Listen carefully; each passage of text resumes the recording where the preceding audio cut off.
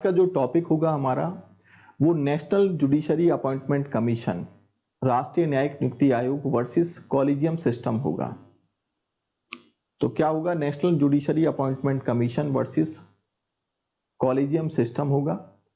तो इस collegium system में और नेशनल जुडिशरी अपॉइंटमेंट कमीशन, राष्ट्रीय न्यायिक नियुक्ति आयोग में क्या डिफरेंस है? हम जजों का जब अपॉइंटमेंट करते हैं तो जजों के अपॉइंटमेंट में क्या सिस्टम लागू होता है? कॉलेजियम प्रणाली लागू होती है या राष्ट्रीय न्यायिक नियुक्ति आयोग का सिस्टम लागू होता है, या फिर हमारे कॉन्स्टिट्यूशन में जो दिया गया है उसके हिसाब से हम काम करते हैं? तो कुल मिलाकर ये बच्चों के बीच में काफी भ्रमित पॉइंट होता है। और देन यहाँ पर बच्चे काफी जो है एक तरीके से जो है परेशान भी रहते हैं कि भाई ये कॉलेजियम सिस्टम क्या है और national judiciary appointment commission system क्या है। इसके अलावा इस पे तो मैं डिस्कशन करने वाला हूं, लेकिन इसके अलावा मैं बता दूं कि मेरा एक नया बैच है जो कि स्टार्ट हो रहा है, जैसे कि आपका पॉलिटी स्पेशल लाइव बैच है, become a polity expert comprehensive analysis with basic to advance level है, और ये 29 दिसंबर से स्टार्ट हो रहा है। और टाइमिंग इसका दोपहर का 2 PM से लेकर 3.3 PM यानी कि 3:30 बजे तक है। और कोर्स की वैलिडिटी इसकी जो है 6 मंथ रहेगी और इससे भी आगे बढ़ाई जा सकती है। हालांकि लगभग 2 से 3 महीने में कोर्स आपका फिनिश होगा और देन उसके बाद 6 मंथ का ये जो कोर्स है, उसके बाद 6 मंथ की आपकी वैलिडिटी बनी रहेगी। प्रीवियस MCQ होगा, इसमें class notes and printed notes होगा, मीडियम हिंदी और इंग्लिश बायलिंगुअल होगा, और यूजफुल 4 होगा, UPSC IAS all state PCS होगा, UP PCS होगा, BPSC Uttarakhand PCS, MP PCS Rajasthan, West Bengal PCS, NET, JRF, PGT, TGT, CDS, ACF और UPSI। इन सब के लिए ये बैच अगर आप में से कोई परचेज करना चाहता है तो कर सकता है। खासकर उन एग्जामों के लिए ये बैच बहुत बेहतरीन है जहां पॉलिटी बहुत ज्यादा पूछी जाती है, और खास ये आप जानते हो कि IAS में और PCS में या इसके अलावा जो अन्य और भी एग्जाम होते हैं उनमें पॉलिटी का काफी अच्छा स्थान भी और काफी क्वेश्चन पूछे भी जाते हैं। देखिए, पिछला बैच जो मेरा पॉलिटी स्पेशल 13 बना, तो देन आप लोगों का जो है उसमें काफी मुझे प्यार भी मिला। हालांकि पॉलिटी स्पेशल 13 बैच इस टाइम चल भी रहा है और उसमें बहुत अच्छे एडमिशन भी हुए। इसके अलावा अब ये पॉलिटी स्पेशल जो 14 बैच है, देन ये अब 29 दिसंबर से कल से स्टार्ट हो रहा है। और काफी बच्चे मेरे से इंक्वायरी कर भी रहे थे कि सर नया बैच आप लेके आइए, तो नया बैच कल से स्टार्ट हो जाएगा जिसका टाइमिंग 2 PM का होगा। ठीक है। इसके अलावा आपने देखा होगा कि यहाँ पर लिमिटेड सीट्स हैं, 999 इसकी जो फीस होगी, और ये रजिस्ट्रेशन इसका 26 दिसंबर से स्टार्ट हो चुका है। चलिए हम आप टॉपिक पे चलते हैं। जो मुझे बताना था मैं बता चुका हूं। सर हरियाणा PCS आने वाला है सर। ओके ठीक है, तो हरियाणा PCS है तो आप कर सकते हो, तो आप लेना चाहो जो भी स्टेट PCS की परीक्षा दे रहे हैं या फिर IAS की परीक्षा दे रहे हैं, पॉलिटी अपना अच्छा करना चाहते हैं, इसके अलावा और भी जितने NDA CDS या फिर इस तरह के जो एग्जाम हैं, तो आप जो है इस बैच को परचेजिंग कर सकते हो। बहुत मीडियम में होगा, हिंदी इंग्लिश दोनों मीडियम में ये कोर्स आपका होगा। यहां पर मैं आपको बता दूं, अब कोई किसी बच्चे का कोई क्वेश्चन है तो पूछ सकते हो। यहां पर किसी भी बच्चे का अगर कोई क्वेश्चन है तो आप पूछ लीजिए, अगर कोई डाउट है। फिर मैं टॉपिक की तरफ बढ़ता हूं। लवली यादव कह रहे हैं सर मुझे पॉलिटी बिल्कुल नहीं आती है। तो कोई बात नहीं बच्चे, अगर नहीं आती है तो हम सिखाने के लिए तो खड़े हैं यहाँ पर। तो आप पॉलिटी स्पेशल 14 बैच को आप परचेज कीजिए और आप जो है बहुत अच्छे से पॉलिटी स्पेशल बैच जो है पॉलिटी आपका हो जाएगा। Sir I was in political and second and purchase this. Okay चलिए खैर, टॉपिक पर हम आ जाते हैं। थोड़ा सा मैं टॉपिक के विषय में बता दूं आप लोगों को। आज हमारा जो टॉपिक है वो है नेशनल जुडिशरी अपॉइंटमेंट कमीशन, और ये है versus collegium system. Collegium system, ठीक है। नेशनल जुडिशरी अपॉइंटमेंट कमीशन की इसको हम क्या कहते हैं? इसको हम कहते हैं कि राष्ट्रीय न्यायिक नियुक्ति आयोग। और कॉलेजियम प्रणाली क्या है और कॉलेजियम प्रणाली की स्टार्टिंग कब हुई, इसको थोड़ा सा हम अब समझ लेते हैं।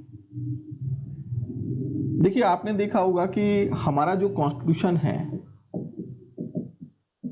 जब हम अपने कॉन्स्टिट्यूशन की बात करते हैं तो कॉन्स्टिट्यूशन ये कहता है कि जजों का जो अपॉइंटमेंट है, हाई कोर्ट और सुप्रीम कोर्ट के जो जज होते हैं उनका अपॉइंटमेंट राष्ट्रपति करेगा।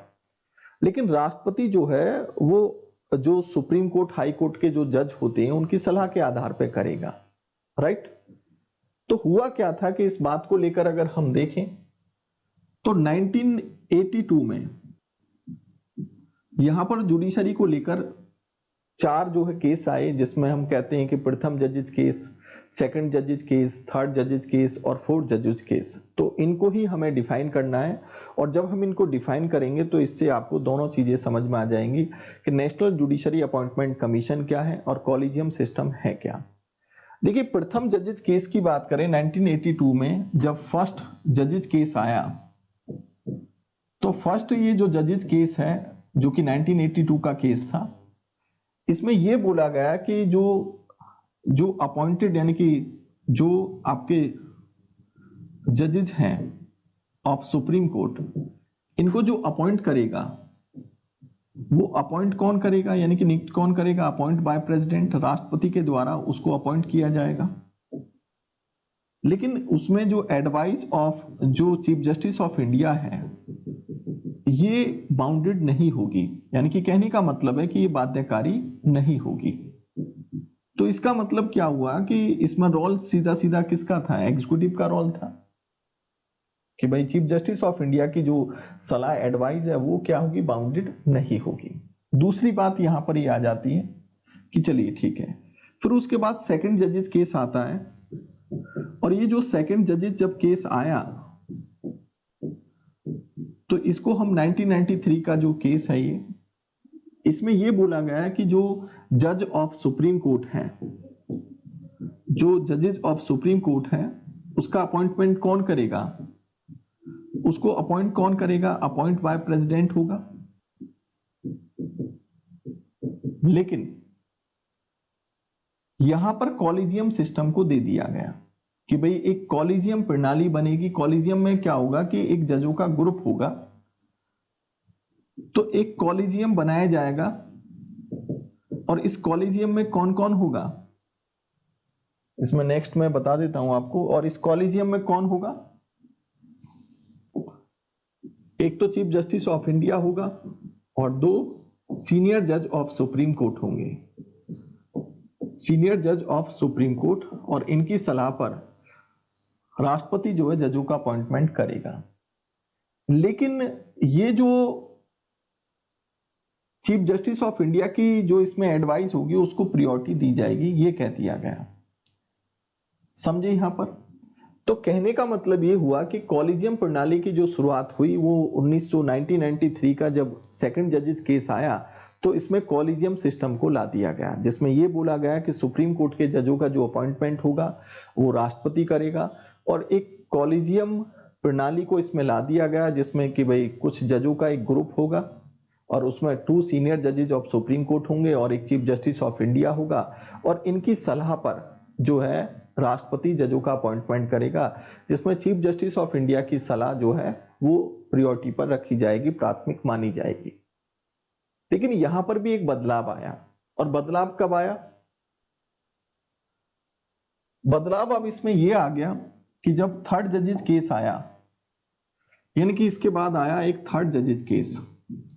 अब ये थर्ड जजेस केस क्या है, ये 1998 का केस था। इसमें यह बोला गया कि जो जजेस ऑफ सुप्रीम कोर्ट है, सुप्रीम कोर्ट के जजों का जो अपॉइंटमेंट होगा तो ये अपॉइंटेड बाय क्या होंगे, प्रेसिडेंट होंगे। लेकिन यहां पर जो कॉलेजियम बनेगा उसकी सलाह पर किया जाएगा, और कॉलेजियम में कौन होगा, एक तो चीफ जस्टिस ऑफ इंडिया होगा और 4 सीनियर जज ऑफ सुप्रीम कोर्ट होगा, सीनियर जज ऑफ सुप्रीम कोर्ट। तो उनकी सलाह पर जो है जजेस ऑफ सुप्रीम कोर्ट अपॉइंट किए जाएंगे। अब इसमें यह भी कह दिया गया कि पहले तो चीफ जस्टिस ऑफ इंडिया की जो एडवाइस थी वो प्रायोरिटी बेस्ड थी, लेकिन यहां पर यह कहा गया कि ये मेजॉरिटी आधारित होगा, कि जो मेजॉरिटी कहेगी उसके आधार पर राष्ट्रपति जो है जजों का अपॉइंटमेंट करेगा। तो ये आज की डेट में इसी कॉलेजियम के आधार पर राष्ट्रपति जो है जजों का, सुप्रीम कोर्ट के जजों का अपॉइंटमेंट करता है। लेकिन अब बात आती है कि जो जजेज ऑफ हाई कोर्ट होते हैं इनका अपॉइंटमेंट कौन करता है? तो इनका अपॉइंटमेंट कौन करेगा? तो इनको अपॉइंट बाय क्या करेंगे हम? अपॉइंट बाय प्रेसिडेंट करेंगे। लेकिन किसकी सलाह पर? यहां पर भी एक कॉलेजियम बनेगा और उस कॉलेजियम में कौन होगा? उस कॉलेजियम में एक तो चीफ जस्टिस ऑफ इंडिया होगा और 2 सीनियर जज ऑफ सुप्रीम कोर्ट होंगे। सीनियर जज ऑफ सुप्रीम कोर्ट होगा, ओके। और 2 सीनियर जज ऑफ सुप्रीम कोर्ट इनकी सलाह पर, और साथ में आप देख सकते हो कि जो उस हाई कोर्ट का चीफ जज होगा उसकी सलाह पर और सुप्रीम कोर्ट के इस कॉलेजियम की सलाह पर हाई कोर्ट के जजों का अपॉइंटमेंट कर दिया जाएगा। तो यहां पर एक चीज तो समझ में आ गया कि जो सुप्रीम कोर्ट के जजों का अपॉइंटमेंट कौन करता है? राष्ट्रपति करता है और कॉलेजियम की सलाह पर करता है। कॉलेजियम में कौन बैठता है? Chief justice of India, 4 senior जज ऑफ सुप्रीम कोर्ट, और मेजोरिटी के आधार पर जो सलाह होती है राष्ट्रपति उसको फॉलो करता है।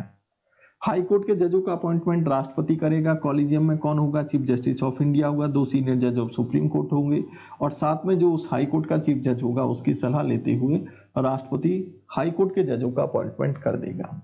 इसके अलावा जैसे यहां पर एक आर्टिकल 22 स्टार्ट होता है जिसमें हम कहते हैं कि ट्रांसफर ऑफ जजेस ऑफ हाई कोर्ट। तो हाई कोर्ट के जजों का अगर हम ट्रांसफर यहां पर देखें तो हाई कोर्ट के जजों का जो ट्रांसफर है अकॉर्डिंग टू आर्टिकल 22 होगा और ये ट्रांसफर कौन करेगा? बाय प्रेसिडेंट करेगा। लेकिन यहां पर भी एक कॉलेजियम की बात आती है कि इस कॉलेजियम में कौन होगा? तो जब हम कॉलेजियम की बात करते हैं तो कॉलेजियम में एक तो चीफ जस्टिस ऑफ इंडिया होगा, राइट। इसके अलावा आप देखोगे तो यहां पर 4 सीनियर जजेस ऑफ सुप्रीम कोर्ट होंगे। साथ में जिस हाई कोर्ट से जिस हाई कोर्ट में जजों का ट्रांसफर हो रहा है तो हम यहां पर लिखेंगे कि चीफ जज ऑफ बोथ हाई कोर्ट। तो इनकी सलाह ली जाएगी, यानी कि चीफ जज ऑफ बोथ हाई कोर्ट का मतलब है कि जिस हाई कोर्ट से दूसरे हाई कोर्ट में जजों का ट्रांसफर हो रहा है तो जजों के ट्रांसफर कौन करता है? राष्ट्रपति करता है, आर्टिकल 222 के अनुसार करता है। इसमें एक चीफ जस्टिस ऑफ इंडिया होगा कॉलेजियम में, 4 सीनियर जज ऑफ सुप्रीम कोर्ट होंगे और दोनों हाई कोर्ट के चीफ जज, इसकी सलाह पर जजों का क्या होगा? ट्रांसफर हो जाएगा। ये तो रही आज की डेट की बात कि कॉलेजियम में हम क्या यूज करते हैं। लेकिन जब बीजेपी सरकार 2014 में आई तो बीजेपी सरकार ने एक 99 अमेंडमेंट किया और 2014 में किया और देन वहां पर कॉलेजियम सिस्टम को चेंज करके नेशनल जुडिशरी अपॉइंटमेंट कमीशन को ला दिया कि भाई अब जो है कॉलेजियम सिस्टम को हम खत्म करते हैं और नेशनल जुडिशरी अपॉइंटमेंट कमीशन की सलाह पर राष्ट्रपति जजों का अपॉइंटमेंट करेगा। लेकिन एक बात यहां पर आती है कि आज की डेट में क्या है, हुआ यह था कि 99 जो संविधान संशोधन था, अमेंडमेंट था, वो जो है वो कोर्ट में उसको चुनौती दी गई और देन आप ये जानते हो कि जो फ्रीडम ऑफ जुडिशरी है, जिसको हम न्यायपालिका की स्वतंत्रता कहते हैं, इसको बेसिक स्ट्रक्चर ऑफ कॉन्स्टिट्यूशन, संविधान का मूलभूत ढांचा माना जाता है। तो सुप्रीम कोर्ट ने इसका हवाला दिया कि इससे कहीं ना कहीं नेशनल जुडिशरी अपॉइंटमेंट कमीशन के कारण जो जुडिशरी की जो स्वतंत्रता है वो कहीं ना कहीं सीमित होगी और हमारे बेसिक स्ट्रक्चर ऑफ कॉन्स्टिट्यूशन का ये उल्लंघन होगा। और देन इस आधार पर 2000 यानी कि 15 में सुप्रीम कोर्ट ने डिसीजन दिया कि नेशनल जुडिशरी अपॉइंटमेंट कमीशन जो है अनकॉन्स्टिट्यूशनल है, यानी कि असंवैधानिक, उसको मान लिया गया। तो ये था चौथा केस जिसको हम 4th जजेस केस कहते हैं। तो हुआ क्या था कि आपने देखा होगा कि एक 99 अमेंडमेंट हुआ और ये कब हुआ? 2014 की बात थी, जिसमें कॉलेजियम सिस्टम को समाप्त किया गया और नेशनल जुडिशरी अपॉइंटमेंट कमीशन को ला दिया गया। अब ये जो नेशनल जुडिशरी जो अपॉइंटमेंट कमीशन है, इसमें क्या थे? 6 लोग थे कि एक तो चीफ जस्टिस ऑफ इंडिया होगा, 2 सीनियर जज ऑफ सुप्रीम कोर्ट होंगे, 2 सीनियर जज ऑफ सुप्रीम कोर्ट होगा, यानी कि सुप्रीम कोर्ट के 2 वरिष्ठतम जज होंगे। ठीक है, अक्षय को कटियार क्या पूछ रहे हो बेटा? ये मैं आप लोगों को मैं फिर से बता रहा हूं कि ये जो मेरा नया बैच स्टार्ट हो रहा है, जो भी मुझे कैरियर बिल ऐप पर देख रहा है या जो भी मुझे यूट्यूब चैनल पर देख पा रहा है, ये बैच सभी के लिए आपके लिए यूजफुल है, चाहे आप आईएएस की तैयारी कर रहे हो या पीसीएस की तैयारी कर रहे हो, या आप इसके अलावा जो सीडीएस एनडीए की तैयारी कर रहे हो, या नेट पीजीटी टीजीटी है। ये पॉलिटी स्पेशल बैच है और इसमें बेसिक टू एडवांस पढ़ाया जाएगा। यानी कि जो बच्चे बेसिक भी अपना क्लियर करना चाहते हैं वो बेसिक भी क्लियर कर सकते हैं, और जो बेसिक से एडवांस की तरफ जाना चाहते हैं वो भी इसको क्लियर आप इसको परचेज कर सकते हो। बहुत मीडियम में बैच होगा, ये हिंदी और इंग्लिश बाइलिंगुअल होगा। इसके जो बाकायदा आपको प्रिंटेड नोट्स और आपको जो है इसके नोट्स वगैरह आपके पीडीएफ के रूप में भी भेजे जाएंगे। मल्टीपल चॉइस क्वेश्चन पे भी हम इसमें फोकस करेंगे, ठीक है, राइट। ये लगभग आप ये मान के चलो कि 2 से 2.5 महीने में आपका बैच ये फिनिश होगा, और मे बी अगर कुछ कंडीशंस अगर खराब होती हैं तो ये 3 महीने तक भी आपका बैच जा सकता है। टारगेट ये है कि लगभग 2 से 2.5 महीने में आपका बैच खत्म हो जाए और लगभग 1.5 से 2 घंटे की आपकी रेगुलर वे में क्लास चलेंगी, ठीक है। फीस इसकी 999 रुपए है और रजिस्ट्रेशन स्टार्ट इसका हो चुका है। जो भी बच्चा बेसिक टू एडवांस पॉलिटी पढ़ना चाहता है पढ़ सकता है। हिंदी मीडियम का भी इस बैच को ले सकता है और इंग्लिश मीडियम का भी। आप छोटे एग्जामिनेशन की भी अगर तैयारी करते हो तो आप इस बैच को परचेज कर सकते हो। ये आप सभी के लिए जो है यूजफुल है, ठीक है। मैं फिर से, कॉलेजियम का मतलब बच्चे, मतलब ये होता है कि एक कॉलेजियम में एक जजों का ग्रुप बना दिया जाता है। एक तरीके से हम ये कह सकते हैं कि एक कमेटी बना दी जाती है, ठीक है, और उस कमेटी में जजों की संख्या फिक्स होती है। यही हमारा एक कॉलेजियम होता है। तो आज की डेट में कॉलेजियम के आधार पर ही जजों का अपॉइंटमेंट राष्ट्रपति करता है, जिसमें कॉलेजियम की सलाह ली जाती है। ओके, क्यों प्रभात कुमार जी परेशान हो रहे हो क्या? कॉलेजियम का मतलब बता दीजिए ना सर। कॉलेजियम का मतलब बता तो दिया, बट बच्चे इस ग्रुप को या इस समिति को नाम क्या दे दिया? कॉलेजियम नाम दे दिया गया, ठीक है। अब देखो यहां पर 99 अमेंडमेंट हुआ, नेशनल जुडिशरी अपॉइंटमेंट कमीशन लाया गया, चीफ जस्टिस ऑफ इंडिया होगा, 2 सीनियर जज ऑफ सुप्रीम कोर्ट होंगे और एक आपका लॉ मिनिस्टर होगा इसमें, ठीक है, ये बोला गया, विधि मंत्री होगा और 2 अन्य जो अदर एडमिनिस्ट्रेटिव ऑफिसर होंगे, एडमिनिस्ट्रेटिव ऑफिसर होंगे।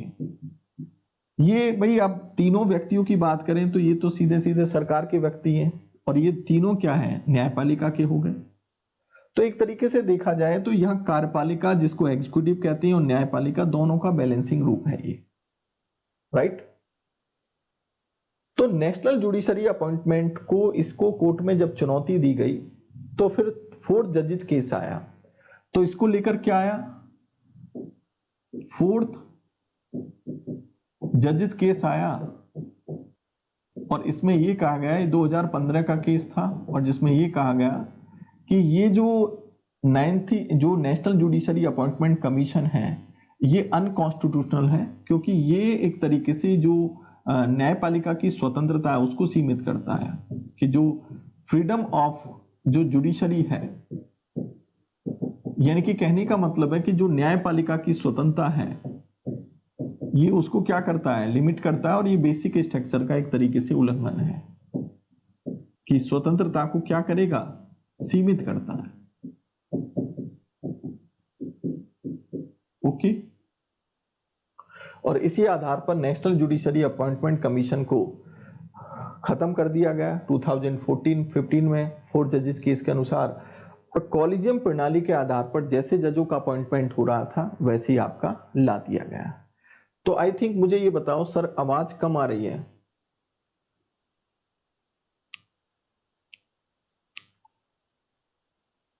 बिल्कुल, आप किसी भी एग्जामिनेशन की आप तैयारी कर रहे हो, मैं आपसे फिर कहना चाह रहा हूं कि छोटा एग्जाम हो या बड़ा एग्जाम हो आप एडमिशन ले सकते हो, डेफिनेट सी बात है, ठीक है। और ये थोड़ा सा मैंने, अब देखो हम थोड़ा सा कंफ्यूज क्यों हो जाते हैं। हमारा संविधान तो ये कहता है कि जजों का अपॉइंटमेंट राष्ट्रपति करेगा, लेकिन राष्ट्रपति हाईकोर्ट और सुप्रीम कोर्ट की सलाह पर करेगा। ये जो कॉलेजियम प्रणाली की बात है, ये कॉलेजियम प्रणाली हमारे संविधान में कहीं इसकी कोई व्याख्या वगैरह संविधान में नहीं लिखा गया ये, लेकिन व्यवहारिकता में हम कॉलेजियम प्रणाली को अपनाते हैं। लेकिन इसको संवैधानिक रूप देने के लिए नेशनल जुडिशरी अपॉइंटमेंट कमीशन लाया गया, जिसको जुडिशरी ने खुद नकार दिया और फोर्थ जजेस केस में इसको हटा दिया गया। तो आज की डेट में इस कॉलेजियम के आधार पर ही क्या है, जजों का अपॉइंटमेंट होता है। मैंने हाई कोर्ट के जजों के अपॉइंटमेंट में कॉलेजियम में कौन कौन होता है ये मैंने बता दिया। जजों का जब ट्रांसफर होता है तो उसके कॉलेजियम में कौन कौन होता है ये मैंने बता दिया। सुप्रीम कोर्ट के जजों का अपॉइंटमेंट होता है, उसके कॉलेजियम में कौन कौन होता है ये भी मैंने क्लियर आप लोगों को कर दिया। क्या कॉलेजियम प्रणाली की व्याख्या या इसकी बात क्या हमारे संविधान में है? तो कॉलेजियम प्रणाली की कोई व्याख्या हमारे संविधान में नहीं है, ठीक है। व्यवहारिकता में इस कॉलेजियम प्रणाली को अपनाया जाता है, समझ में आ गया। लेकिन एक दूसरा पक्ष जैसे हम पढ़े एक चीफ जस्टिस ऑफ इंडिया को लेकर भी है। आपने देखा होगा कि चीफ जस्टिस ऑफ इंडिया को अपॉइंटमेंट राष्ट्रपति करता है, क्लियर है। मनीष गुप्ता कह रहे हैं कि सर आपका गवर्नेंस का और आईआर का बैच कब आएगा? अरे बच्चों, जब आप डिमांड करोगे तो बिल्कुल आएगा। जब आप डिमांड करोगे तो गवर्नेंस का बैच भी आएगा, आईआर का बैच भी आ जाएगा, ठीक है। अब वो आपके ऊपर डिपेंड करता है। सिलेबस लाइव डिस्कशन करें भैया। देखो सिलेबस में जितने भी आपके टॉपिक्स हैं वो सारे टॉपिक कराए जाएंगे।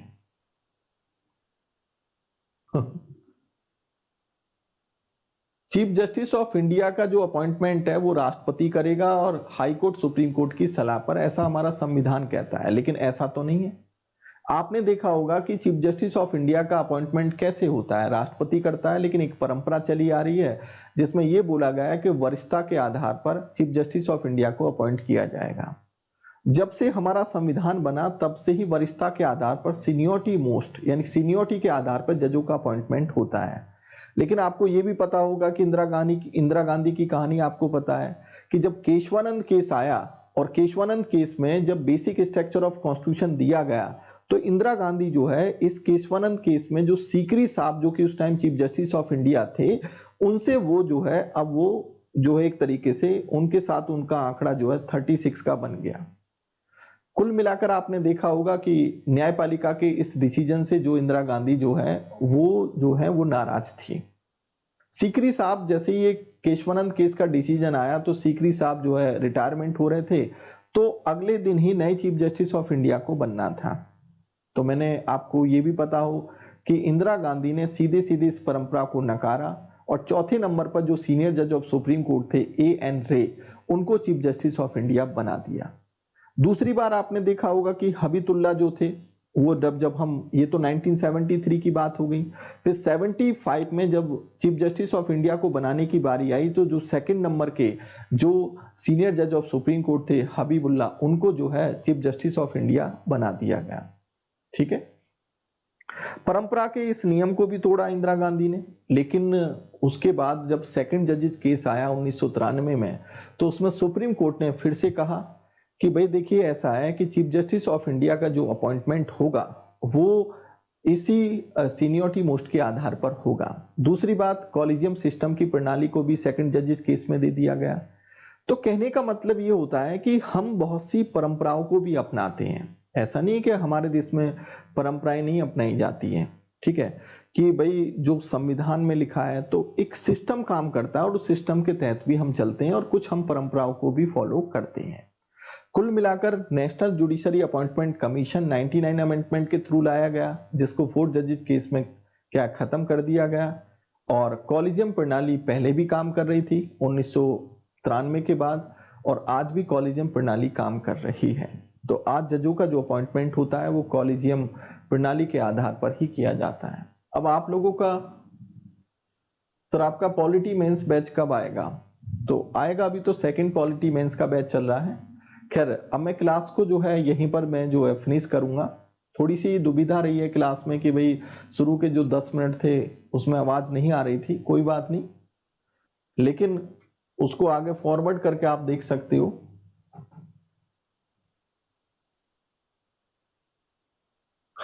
तो ये आपको समझ में आ गया होगा। नया बैच मेरा जो है 29 दिसंबर को स्टार्ट है, यानी कि कल से स्टार्ट है। टाइमिंग 2 PM से लेकर 3:30 PM होगी और उसमें हम टॉपिक जो है राष्ट्रपति के टॉपिक से ही हम उसमें स्टार्ट करेंगे। पहले मैं सिलेबस बताऊंगा और बताऊंगा कि क्या क्या आप लोगों को पढ़ाना होगा, ठीक है।